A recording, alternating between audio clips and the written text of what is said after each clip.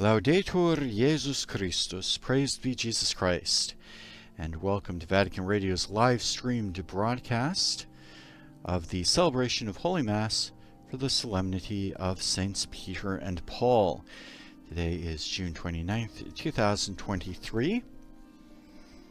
We have a fair number of bishops, as always, almost 30 newly installed metropolitan archbishops from around the world who will be receiving this morning the pallium, the indication of their office as metropolitan archbishops. And that ceremony takes place each year on this feast day of Saints Peter and Paul, the two princes of the Church, the two apostles of Rome, the first pope, of course, St. Peter, and the great evangelist, St. Paul. My name is Christopher Wells. I'll be providing the English language commentary for this morning's liturgy. And a very warm welcome to all of you joining us through our various Vatican media channels, the Vatican audio or radio app, the Vatican News web portal, or our Vatican News YouTube channel, or via one of our partner stations, including Radio Maria Papua New Guinea,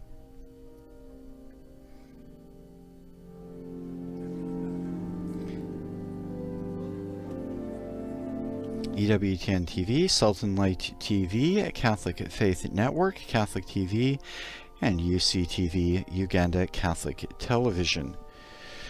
Very warm welcome, one and all. For those of you following with video of today's ceremony, you can see the famous statue of St. Peter seated upon his throne, which is present in St. Peter's Basilica. Traditionally, as pilgrims would come to St. Peter's, they would approach the statue and kiss the foot of the statue, which you can see in Rome has been worn away from thousands of devoted pilgrims coming to pay their respects to St. Peter. On 2 days throughout the year, the statue, which is normally unadorned, is vested in a cope, a very ornate cope, and the papal tiara. And that takes place, as we said, 2 times a year, for the Feast of the Chair of St. Peter in February, and for the feast, the Solemnity of Saints Peter and Paul in June. The Holy Father has arrived in St. Peter's. He is the primary celebrant, of course, for today's liturgy. And in accordance with the liturgical norms, he is seated upon his throne. And due to the Holy Father's health, some of the functions of the celebrant will be performed by Cardinal James Michael Harvey, the protodeacon for the Roman Catholic Church.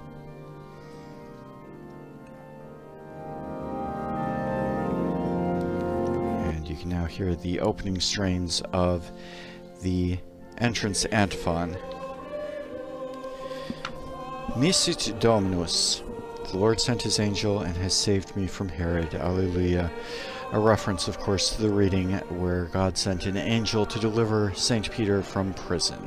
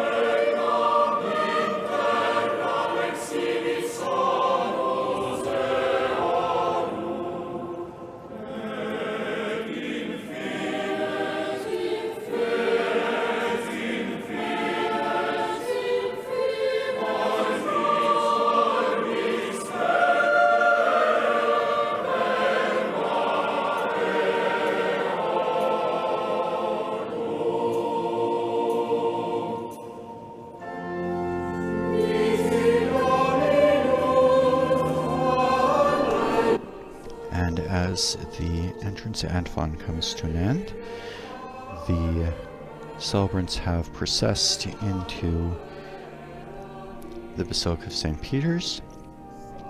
Cardinal Harvey is incensing the altar and the image of the Blessed Virgin Mary, as well as the cross, of course.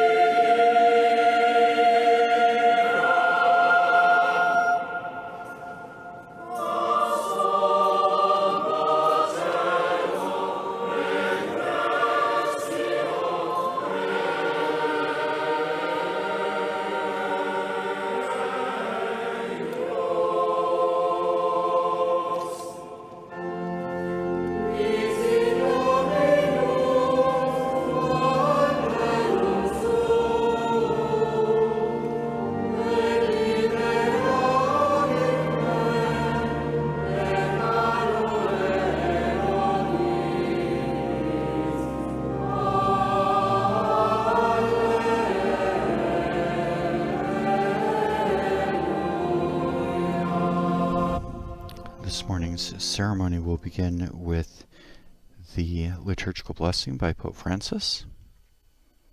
In nomine Patris et Filii et Spiritus Sancti. Amen. Pax vobis. Et cum spiritu tuo.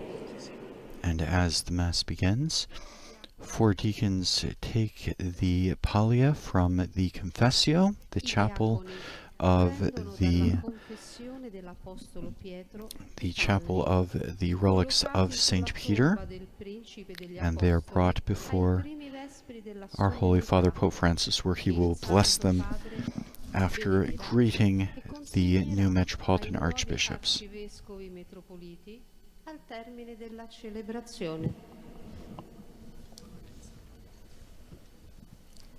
The deacons will now bring the pallia from the tomb of the Prince of the Apostles, where they were placed during the first Vespers of the solemnity. The Holy Father will bless the pallia and will give them to the new Metropolitan Archbishops at the end of the celebration.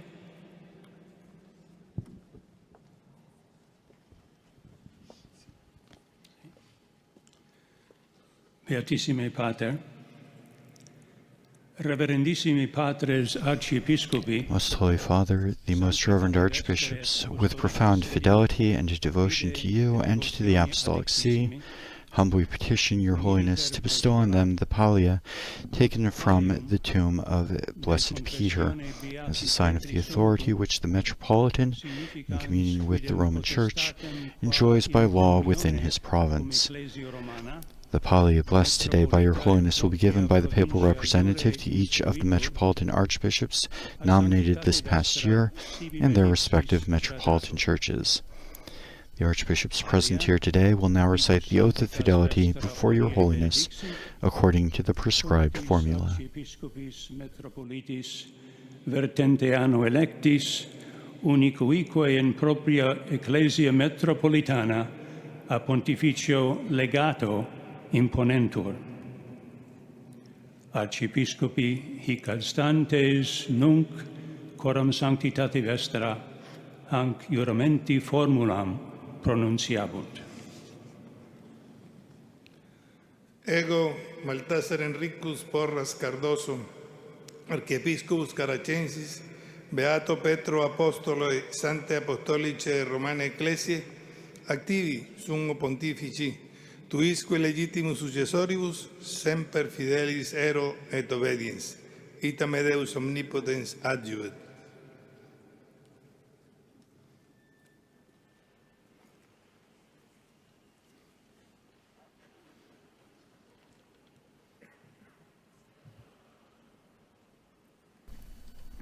And the formula of the oath.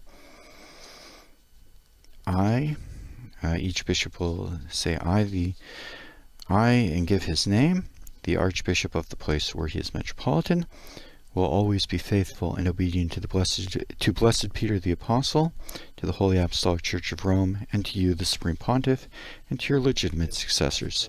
So help me, Almighty God. And now the Holy Father is blessing the pallia.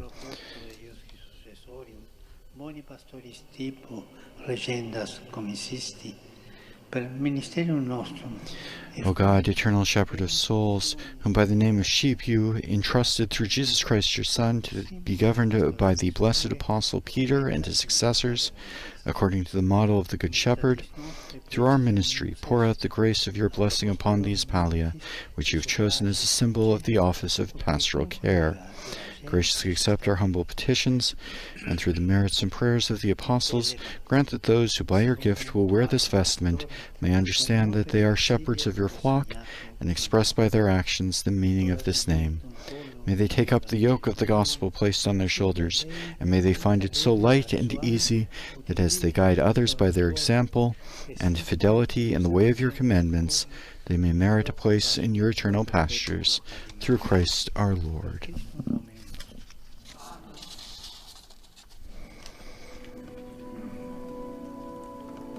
And the pallia having been blessed by the Holy Father after the oath of fidelity pronounced by each of the archbishops, we will now continue with the Holy Sacrifice of the Mass with the Kyrie. Lord have mercy.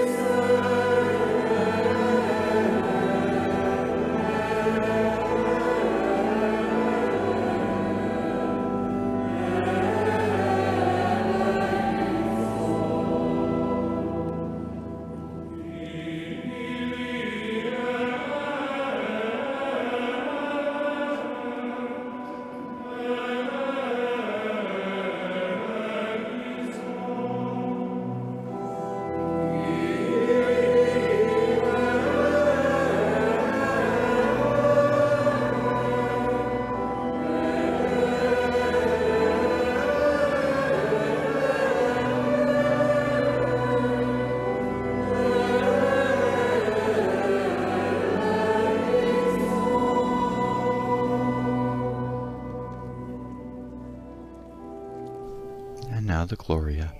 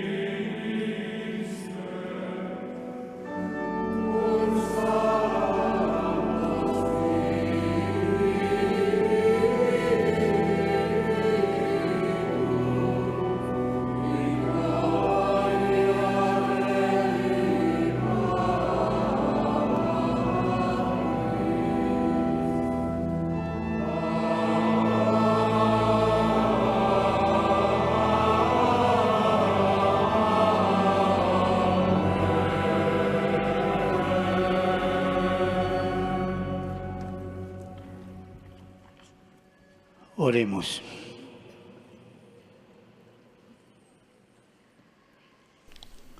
Deus Kyriei, venerandam Santanquam Laetitia, in apostolorum Petri et Pauli solemnitate tribuisti, da ecclesiae Tue, eorum in omnibus sequi preceptum, per quos religionis sunt sit exordium. Per Dominum nostro, Iesu Christum, Filium Tuum, qui te convivit et regnat in unitate Spiritus Sancti, Deus, per omnia saecula saeculorum. O God, who on the solemnity of the Apostles Peter and Paul give us the noble and holy joy of this day, grant, we pray, that your Church may in all things follow the teaching of those through whom she received the beginnings of right religion.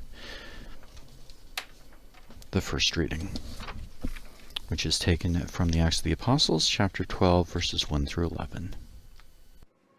A reading from the Acts of the Apostles. King Herod started persecuting certain members of the church. He beheaded James, the brother of John. And when he saw that this pleased the Jews, he decided to arrest Peter as well. This was during the days of unleavened bread.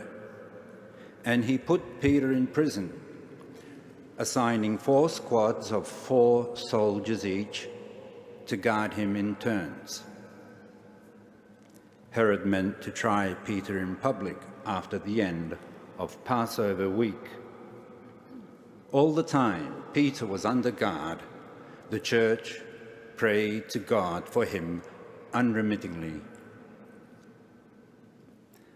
On the night before Herod was to try him, Peter was sleeping between 2 soldiers, fastened with double chains, while guards kept watch at the main entrance to the prison.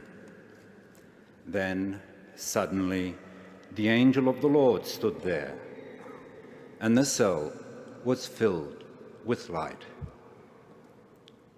He tapped Peter on the side and woke him. "Get up," he said, "hurry." And the chains fell from his hands. The angel then said, "Put on your belt and sandals." After he had done this, the angel next said, "Wrap your cloak around you and follow me." Peter followed him, but had no idea that what the angel did was all happening in reality.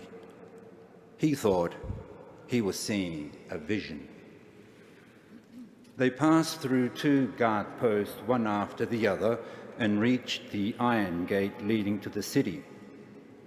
This opened of its own accord. They went through it and had walked the whole length of one street when suddenly the angel left him. It was only then that Peter came to himself. "Now I know it is all true." The Lord really did send his angel and has saved me from Herod and from all that the Jewish people were so certain would happen to me. Verbum Domini.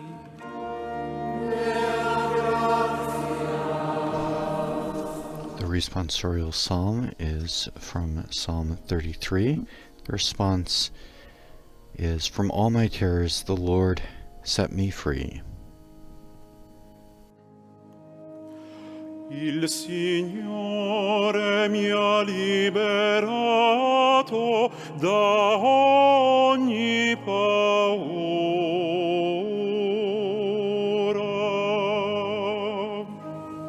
Il Signore mi ha liberato da ogni paura.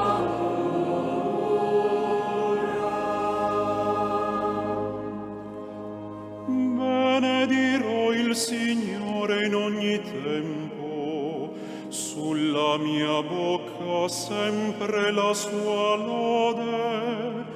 Io mi glorio nel Signore, i poveri ascoltino e si rallegrino.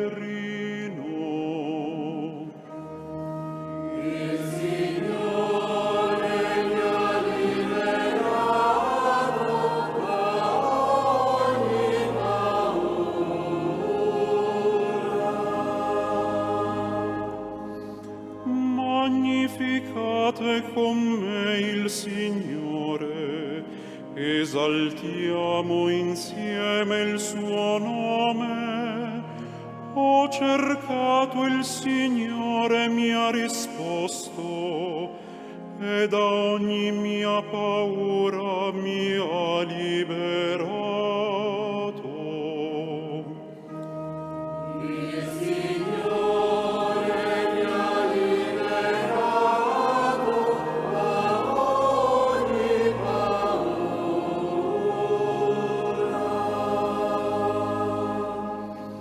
Guardate a Lui e sarete raggianti. I vostri volti non dovranno arrossire.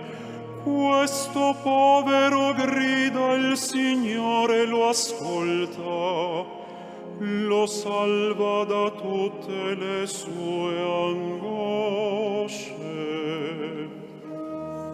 Il Signore mi ha liberato da ogni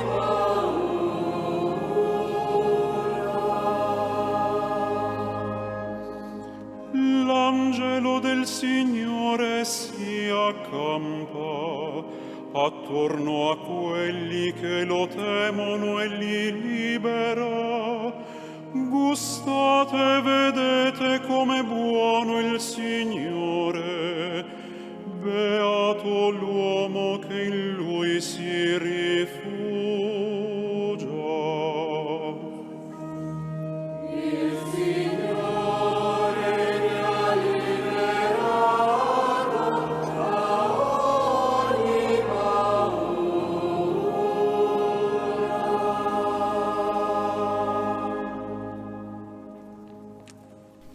The second reading is taken from the letter of St. Paul to Timothy, and will be proclaimed in Spanish. Lectura de la segunda carta del apóstol San Pablo a Timoteo. Querido hermano, yo estoy a punto de ser sacrificado. Dear brother, my life is already being poured away as a libation, and the time has come for me to be gone. I have fought the good fight to the end. I have run the race to the finish. I have kept the faith. All there is to come now is the crown of righteousness reserved for me, which the Lord, the righteous judge, will give to me on that day, and not only to me, but to all those who have longed for his appearing. The Lord stood by me and gave me power, so that through me the whole message might be proclaimed for all the pagans to hear. And so I was rescued from the lion's mouth. The Lord will rescue me from all evil attempts on me, and bring me safely to his heavenly kingdom. To him be glory forever and ever. Amen. Verbum Domini.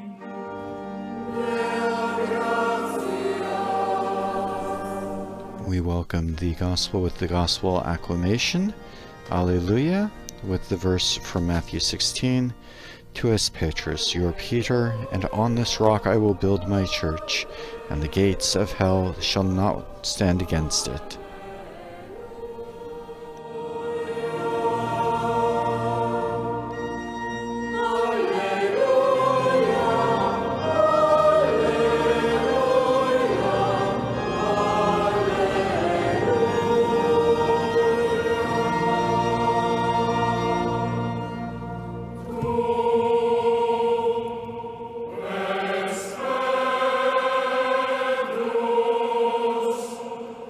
Oh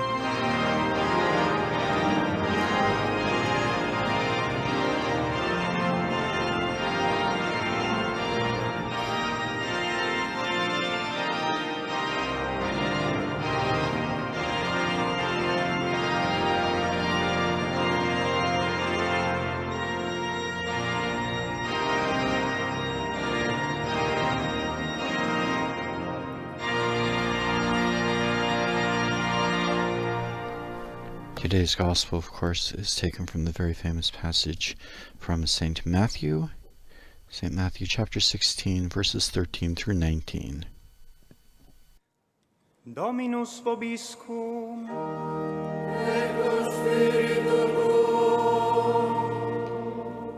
Lectio Sancti Evangelii secundum Matteum.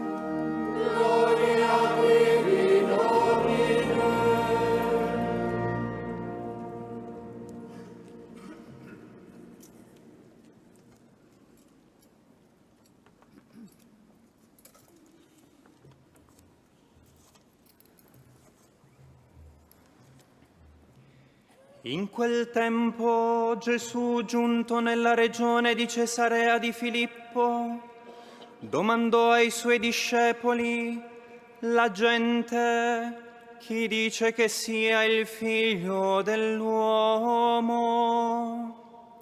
Risposero: alcuni dicono Giovanni il Battista, altri Elia, altri Geremia o qualcuno dei profeti.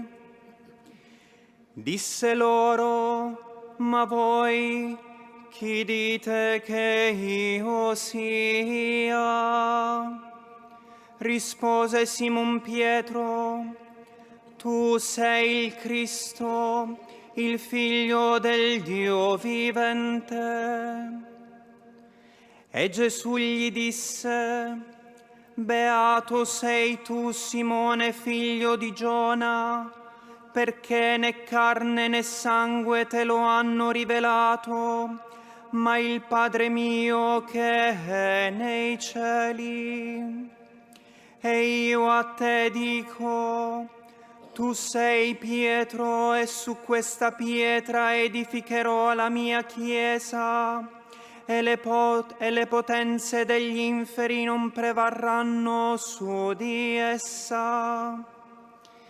A te darò le chiavi del regno dei cieli. Tutto ciò che legherai sulla terra sarà legato nei cieli, e tutto ciò che scioglierai sulla terra sarà sciolto nei cieli. Verbum Domini.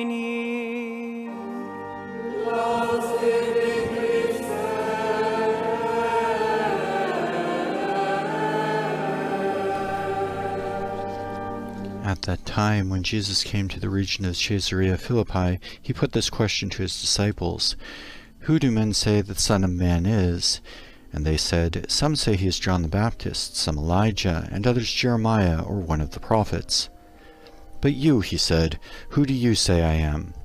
Then Simon Peter spoke up. You are the Christ, he said, the Son of the living God. Jesus replied, Simon, son of Jonah, you are a happy man, because it was not flesh and blood that revealed this to you, but my Father in heaven. So I now say to you, you are Peter, and on this rock I will build my church, and the gates of the underworld can never hold out against it. I will give you the keys of the kingdom of heaven. Whatever you bind on earth shall be considered bound in heaven. Whatever you loose on earth shall be considered loosed in heaven.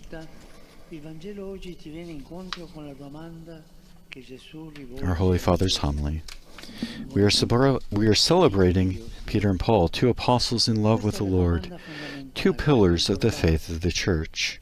As we reflect on their lives, today's Gospel sets before us the question that Jesus posed to his disciples. Who do you say that I am? This is the most essential and important question of all. Who is Jesus for me? Who is Jesus in my life? Let us see how the two apostles answered that question.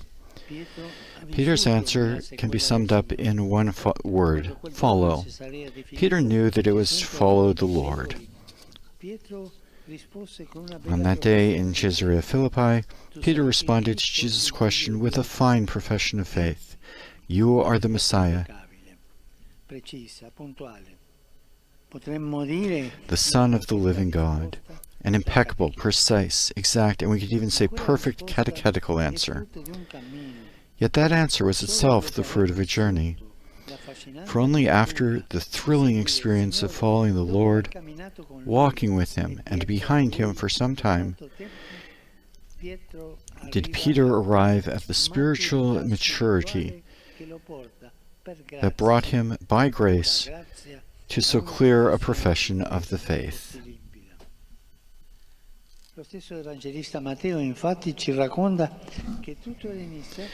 The same evangelist, Matthew, tells us that it all began one day when beside the Sea of Galilee Jesus walked by, called Peter and his brother Andrew, and immediately they left their nets and followed him.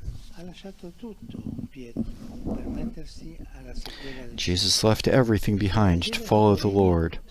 The Gospel stresses that he did so immediately. Peter did not tell Jesus that he would think it over. He didn't calculate the pros and cons.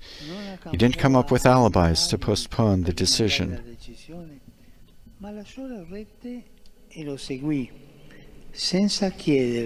Instead, he left his nets and followed Jesus, without demanding any kind of guarantee beforehand. He was to learn everything day by day as a disciple, a follower of Jesus, following in his footsteps. It's not by chance that in the Gospels, the last recorded words of Jesus to Peter were, "Follow me." Peter tells us that it is not enough to respond to the question, "Who is Jesus for me?" with a faultless doctrinal formula or a set of preconceived notions. No. It's only by following the Lord that we come to know him each day. Only by becoming his disciples and listening to his words that we become his friends and experience his transforming love. That word immediately is also meaningful for us. Many other things can be postponed in life, but not following Jesus.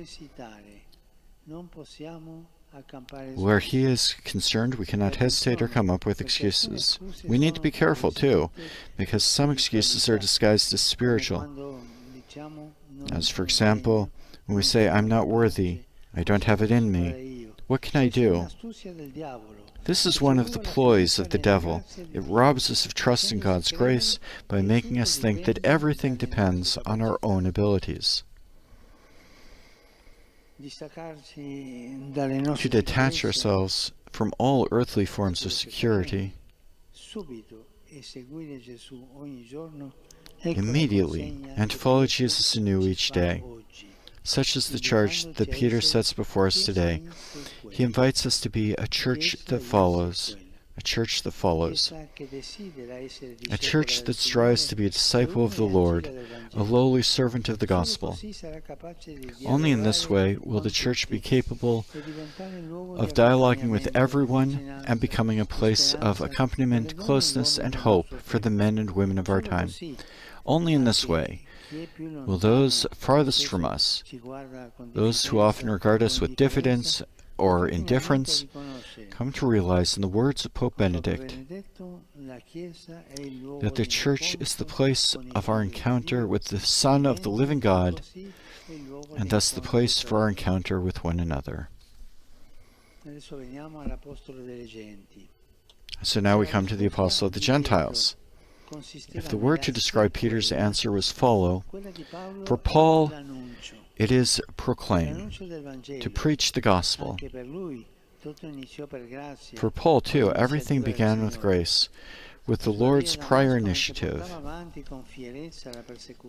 On the road to Damascus, as he led a fierce persecution of Christians, barricaded in his religious convictions, the risen Jesus met him and blinded him by his light. Or better, thanks to that light, Paul came to realize how blind he had been. Caught up in the pride of his rigid observance, he discovered in Jesus the fulfillment of the mystery of salvation. In comparison with the sublime knowledge of Christ, he came to regard all his formal human and religious securities as rubbish.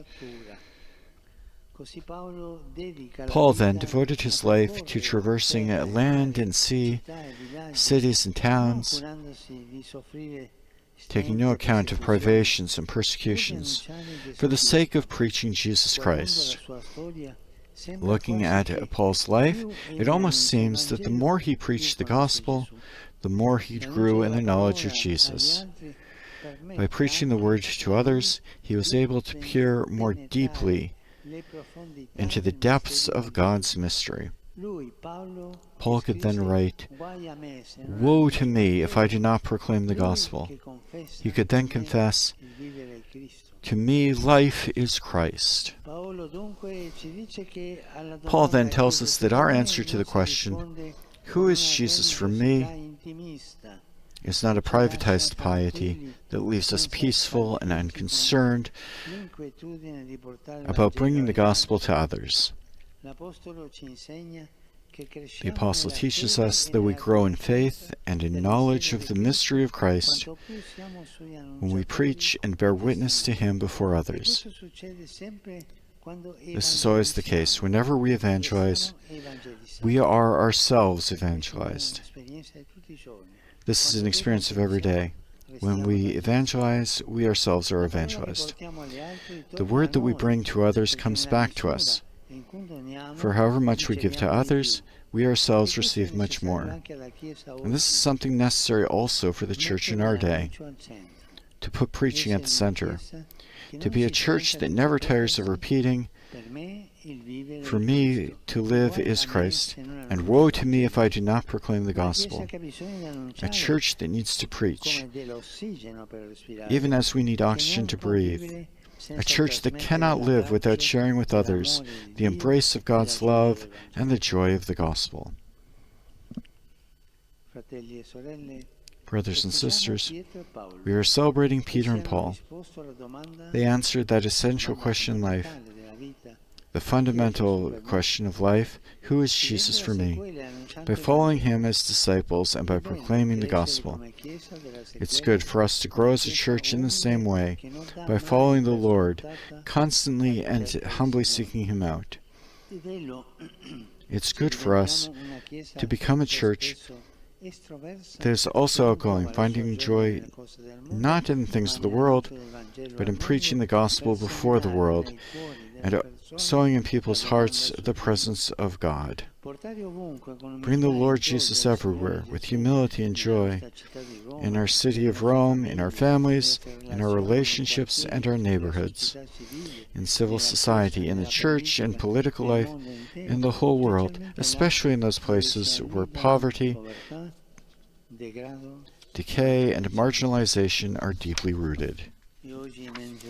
And today, a number of our brother archbishops received the pallium, a sign of communion with the Church of Rome. To them I would say, be apostles like Peter and Paul. Be disciples in following and apostles in preaching. Bring the beauty of the gospel everywhere, together with all the people of God. And finally, I'd like to address an affectionate greeting to you, to the delegation of the Ecumenical Patriarchate, sent here by my very dear brother, His Holiness Bartholomew. Thank you for your presence. Thank you. May we advance together in following and in preaching the Word as we grow in fraternity. May Peter and Paul accompany us and intercede for us. The homily of our Holy Father. We'll pause for a brief moment of silence. As you heard there, the Holy Father greeted the ecumenical delegation sent by the Ecumenical Patriarch of Constantinople and led by Archbishop Job of Pisidia.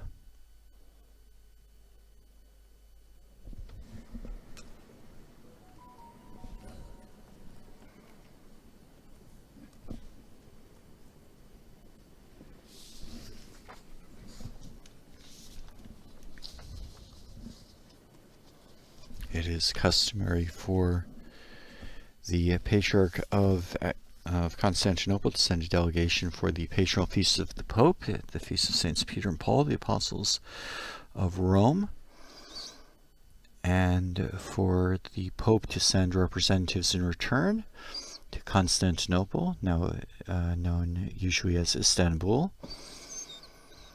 the Patriarchal See, on the feast of Saint Andrew, who, according to legend, founded the See of Constantinople.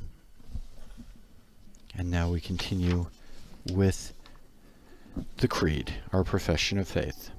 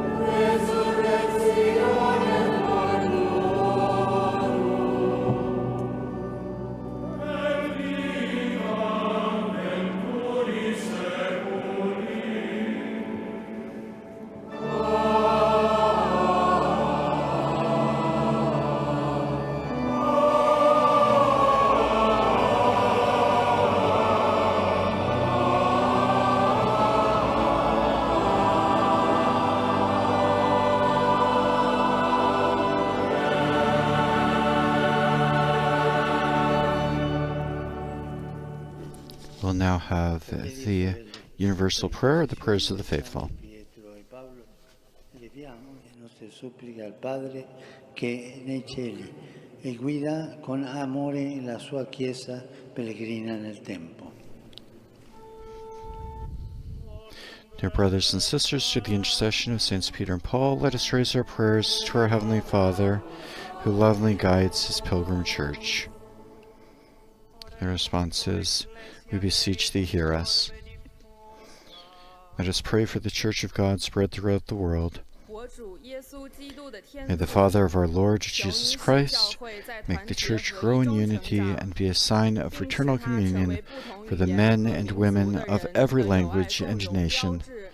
Let us pray to the Lord.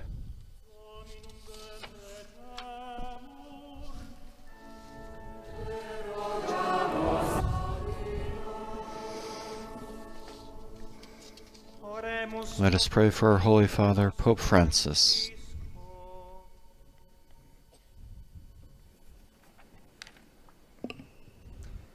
Puisse le gardien de nos May the guardian of our souls, who has chosen Pope Francis to shepherd his holy people, strengthen him in his apostolic ministry. Let us pray.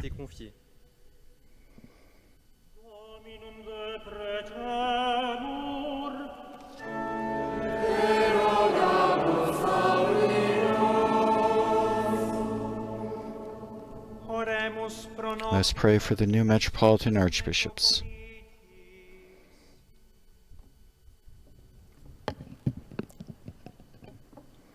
May the Lord of glory help the new metropolitan archbishops to follow the example of the holy apostles Peter and Paul as witnesses and heralds of the gospel. Ayon sa halimbawa ng mga banal na apostol na sina Pedro at Pablo. Dominum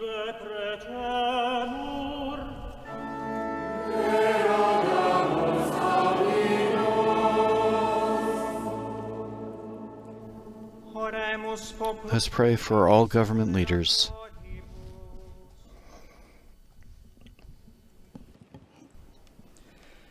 May the author of life inspire those who govern to foster harmonious cooperation among all peoples in justice, freedom, and peace.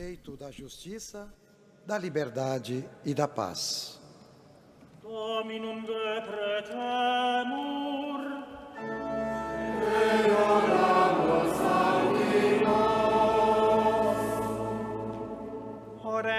Let's pray for those persecuted because of their faith. May God, who cares for all people, console those who suffer for the sake of the gospel, and make them strong in confessing their faith in Christ and in unconditional love for Him.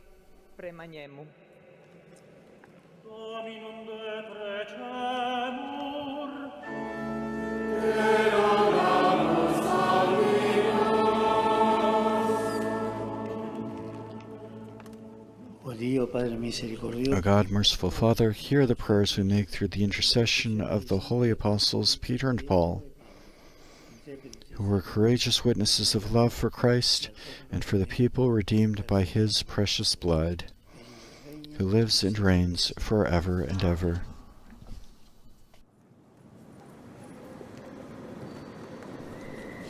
And we proceed to the Liturgy of the Eucharist. The offertory hymn is taken from the Psalms, Psalm 44. You will make them princes over all the earth. May this song make your name forever remembered.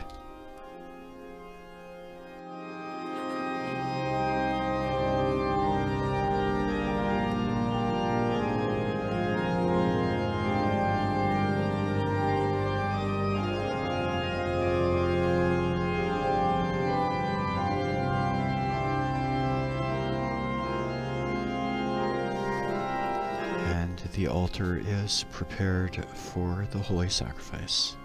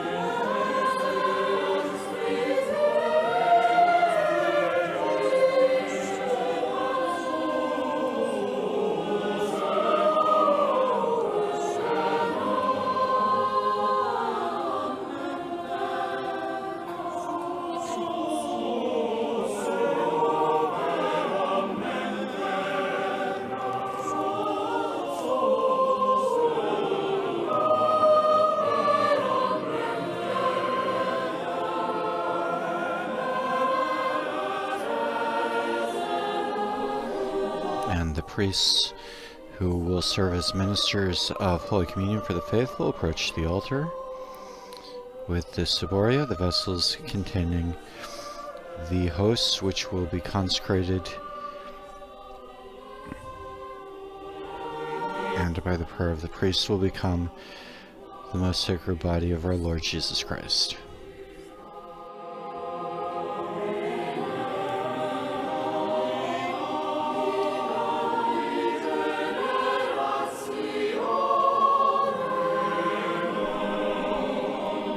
As we noted, in accord with the liturgical books for celebration by a bishop, in this case the Pope, our Holy Father presides from his chair or throne, while the functions at the altar are undertaken by Cardinal James Harvey, the protodeacon of the Catholic Church. He is a priest and bishop, of course. The title of protodeacon refers to his place within the College of Cardinals.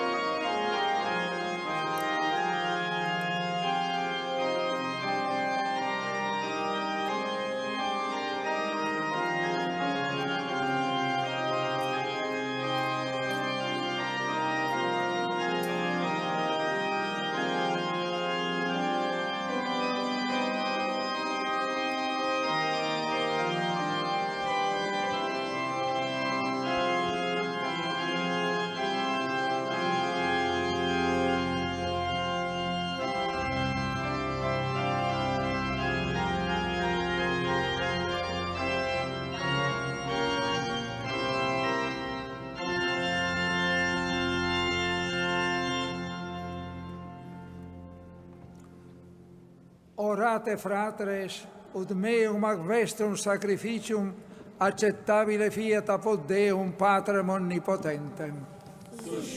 May the Lord accept the sacrifice at your hands.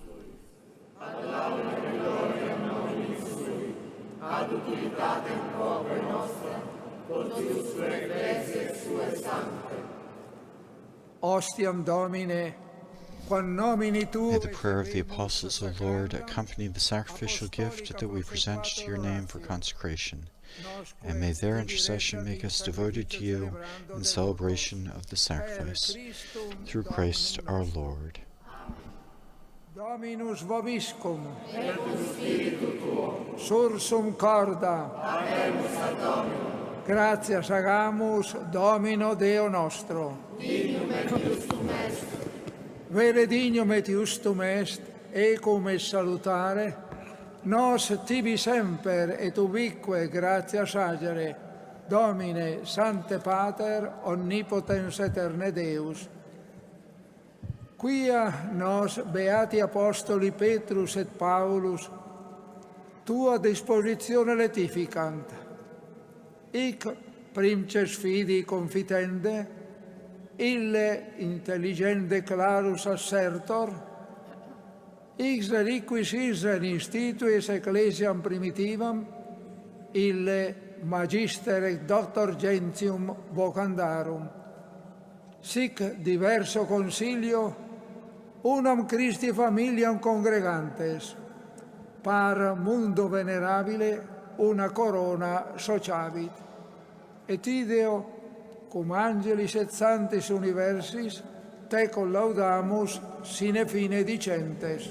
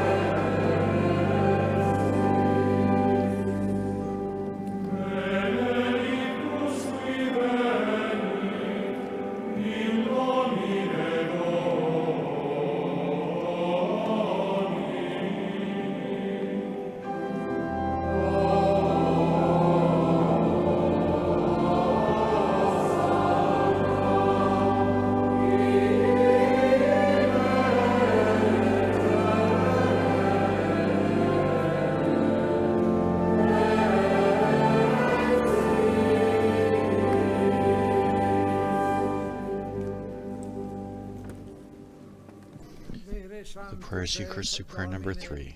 Et merito te laudat omnis a te condita creatura, quia per filium tuum, Dominum nostrum Iesum Christum, Spiritus Sancti operante virtute, vivificas et sanctificas universa, et populum tibi congregare non desinis, ut a solis orto usque ad occasum oblatia mundo feratur nomini tuo.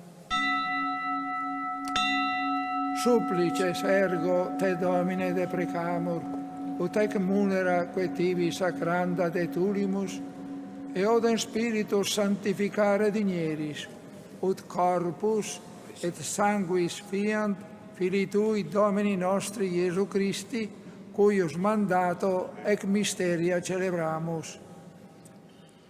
Ipse enim in qua notte tradebatur, accepit panem, et tibi gratias agens benedixit, fregit dedique discipulis suis dicens.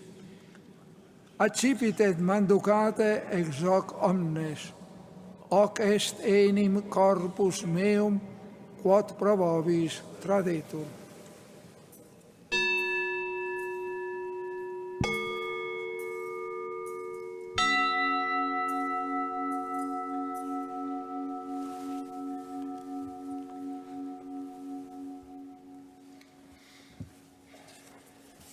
Simili modo, postquam cenatum est, accipiens calicem, et tibi gratias agens benedixit, dedique discipulis suis dicens. Accipit et bibit ex reo omnes, hic est enim calis sanguinis mei, novi et eterni testamenti, qui pro vobis et pro multis effundetur in remissionem peccatorum. Hoc facite in meam commemorationem.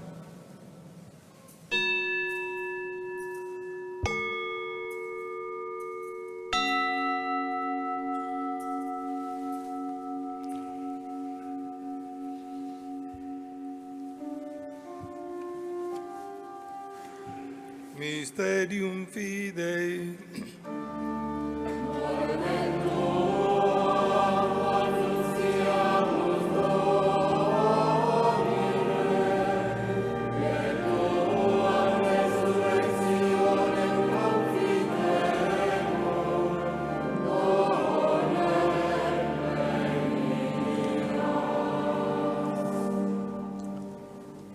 Memores igitur Domine, eiusdem Filii Tui salutifere passionis, nec non mirabilis resurrectionis et ascensionis in celum, set et prestolantes alterum eius adventum, offerimus tibi gratias referentes, hoc sacrificium vivum et sanctum. Respice quesumus, in oblationem ecclesiae Tue, e anoscent ostiam, cuius voluisti immolatione placari, concede, ut qui corpore e sanguine Filii Tui reficimur, Spiritu eius Sancto repleti, unum corpus et unus spiritus inveniamur in Christo. Ipse nos tibi perficiat munus aeternum, ut cum electis tuis hereditatem consequi valeamus. In primis, cum Beatissima Virgine, Dei Genitrice Maria, cum Beato Joseph, eius sponso, cum Beatis Apostolis tuis, et gloriosis martiribus, cum Sanctis Petro et Paulo et omnibus sanctis, quorum intercessione perpetuum apotecum fidimus adjuvare. Ec ostia nostre reconciliationis proficiat, quesumus Domine, ad totius mundi pacem atque salutem, ecclesiam Tuam peregrinantem in terra, in fide et in caritate firmare vigneris, cum famula Tuo Papa nostro Francisco, cum episcopali ordine et universo clero, et omni populo adquisitionis Tue. Votis uius familiae, quantivi est astare voluisti, ad esto propitius. Omnes filios Tuos ubique dispersos, tibi, clemens patem, misericordia misereatur coniuge, fratres nostros defuntos et omnes qui tibi placiantes, et ad seculo transierum. In regnum Tuum benignus admite, ubi fore esperamus, ucimus gloria Tua perenniter sentiemur, per Christum Dominum nostrum, per quem mundum bona cuntas largris. Per ipsum et cum ipso et in ipso, estivi Deo Patri omnipotenti, in unitate Spiritus Sancti, omnis honor et gloria, per omnia saecula saeculorum.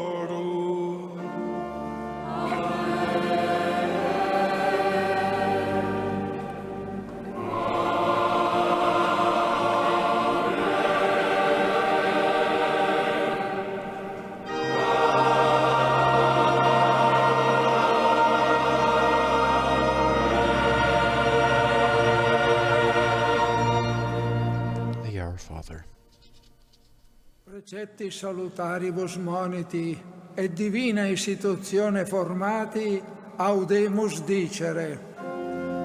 Pater noster, qui es in celis, sanctificetur nomen tuum, adveniat regnum tuum, fiat voluntas tua, sicut in cielo et in terra. Pane nostrum quotidianum da nobis hodie, et dimitte nobis debita nostra, sicut et nos dimittimus debitoribus nostris, et ne nos inducas in tentationem, sed libera nos a malo. Libera nos quesumus Domine ab omnibus malis, da propitius pacem in diebus nostris, ut ope misericordiae Tue adiuti, et a peccato simus semper liberi, et ab omne perturbatione securi, expectantes beatam spem, et adventum Salvatoris nostri Iesu Christi.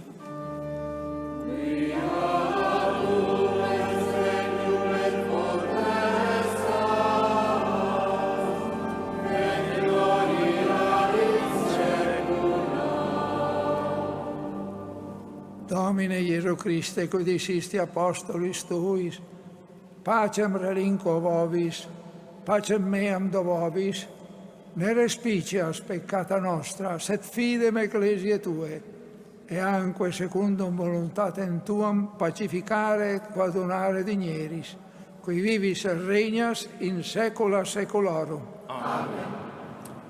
Pax Domini sit semper vobiscum. Offerte vobis pace.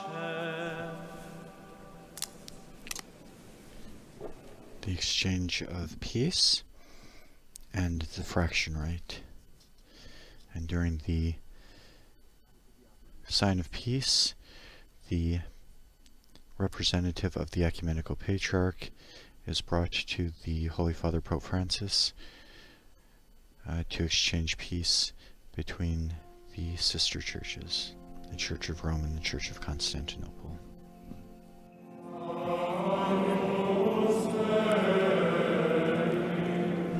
The Agnus Dei, or Lamb of God.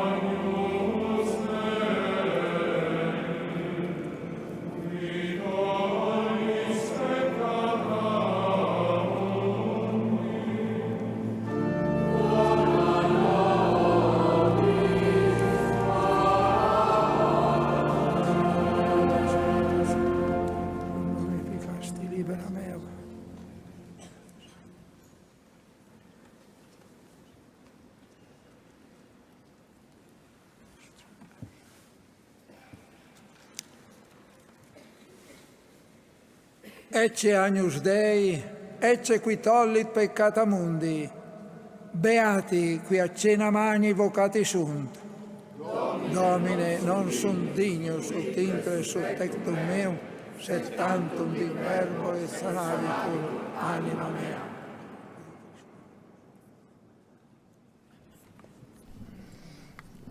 And the communion rite begins with the distribution of communion. The Holy Father and bishops receiving communion, and the priest ministers of Holy Communion spread out amongst the faithful to distribute the sacrament to those who wish to receive. The songs for communion. The first, Tu es Christus, You are the Christ, the Son of the living God, taken from, of course, St. Peter's Confession of Faith in Jesus.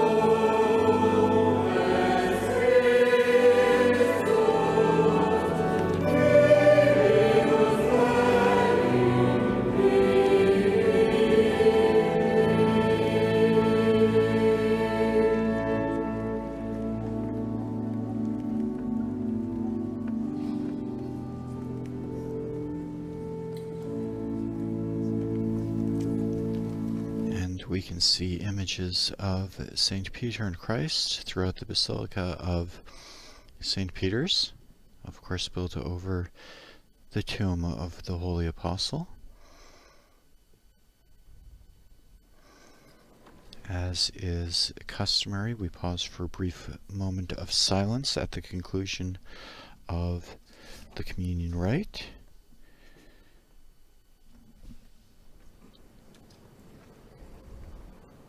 To pray and reflect on the sacrament.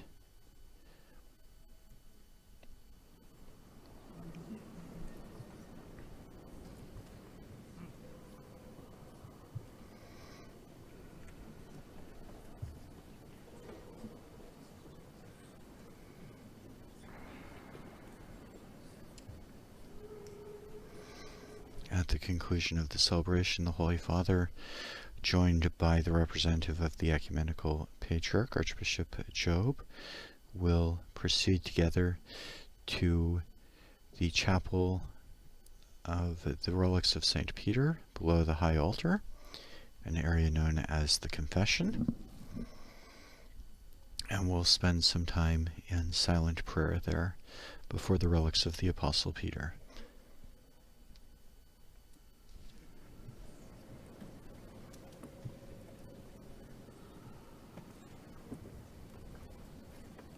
Again, for those of you listening on the radio, we are pausing for a few moments of silent prayer after the distribution of Holy Communion, and we'll now hear the post-communion prayer and the final solemn blessing. Let us pray.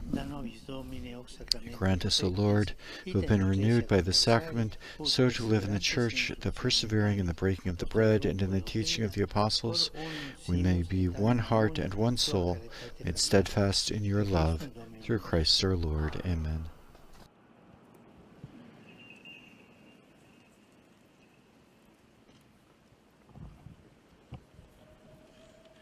Domino Vobiscum.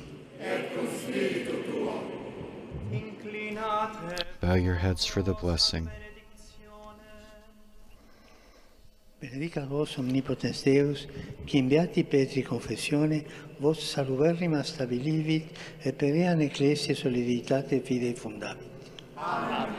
Et cofriate Pauli instruxit in defesa predicazione, eius sempre exemplo docet, Christo fratres crucificarit. Amen. O Petrus clave, Paulis verbo, op intercessioni suterque, in illam patria non certamente inducere, alquam meruerunt illi alter cruce, alter gladio, felicita pervenire. Amen. Et benedictio Dei Onnipotenti, Patris, Filii et Spiritus Sancti, descenda super vos et maneat semper. Amen.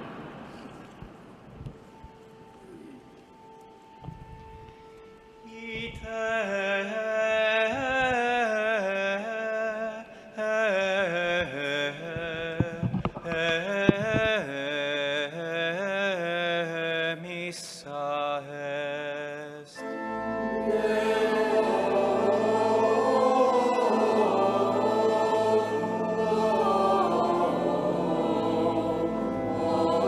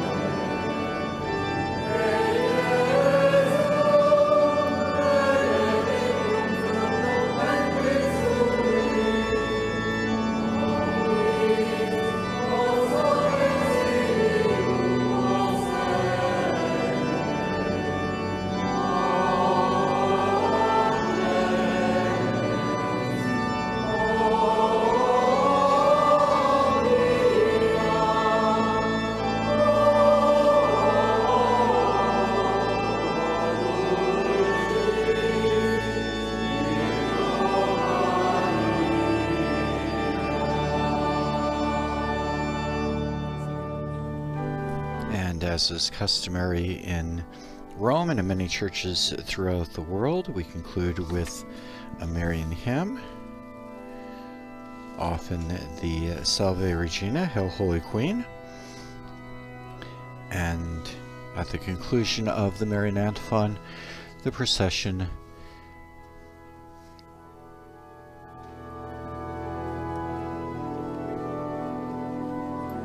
departs from the altar for the conclusion of the Mass.